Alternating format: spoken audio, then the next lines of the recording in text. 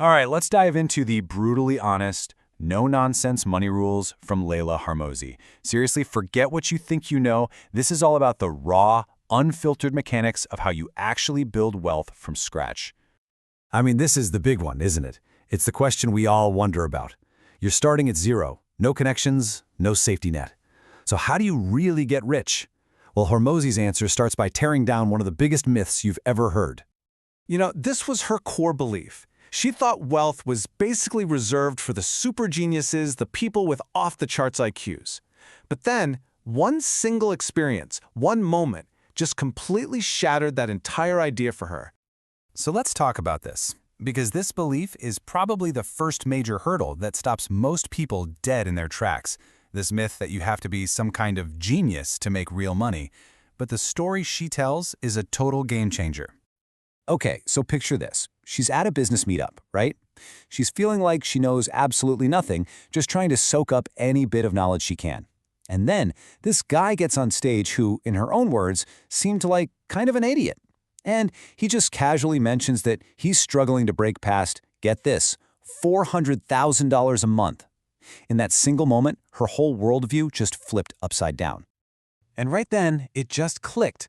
Making money isn't an intelligence test. It's a game with a very specific set of rules. And that guy on stage, he wasn't smarter. He just understood the rules in a way she didn't, yet. So what are those rules based on? Not genius, that's for sure. It really just comes down to these three things: the willingness to put in the hard work, having the patience to actually see it through, and just basic common sense. In fact, she argues that being too smart can actually be a problem because you overthink everything and talk yourself out of every good opportunity. So if it's not about being smart, then what's it really about? Well, it's about the reality of the grind, the stuff that nobody ever sees. This right here highlights such a crucial difference. So many people get stuck in their own heads, They're trying to manifest wealth or perfect their mindset. But Hormozi's rule is simple. Get out of your head and get your hands busy. It's not about what you think, it's about what you actually do. And this is the heart of it right here. Money doesn't care about your background, it doesn't care about your beliefs, and it really doesn't care about your feelings of self-worth. It responds to one thing and one thing only: work. You don't have to believe you can make $1 million, you just have to do the things that a person who makes $1 million does. And this is what that work looks like in the real world. It is not a straight line up. I mean, for the first 2 years of her business, she wasn't just making no money, she was actively losing money. But she kept stacking skills, she kept grinding, and then it all just clicked. She went from 0 to 27 million in just 2.5 years. That, right there, is the insane power of delayed gratification. So how do you get that crazy exponential curve? You do it by shifting your entire focus. Stop chasing money directly. Instead, chase excellence. Just become the absolute best at what you do. Because real value and true excellence, well, they're like magnets for money. And her own journey is the perfect example of climbing this value ladder. She started out solving a pretty simple problem, helping one person lose weight.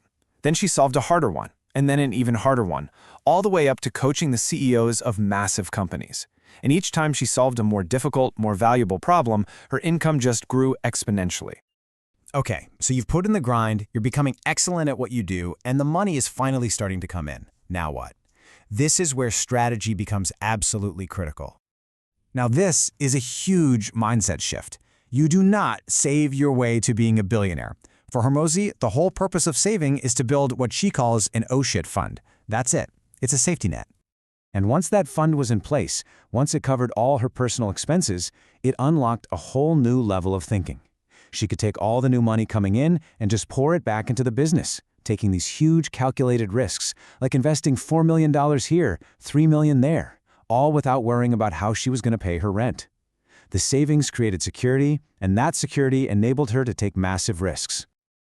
So many people want to jump straight to passive income, but that's a huge mistake.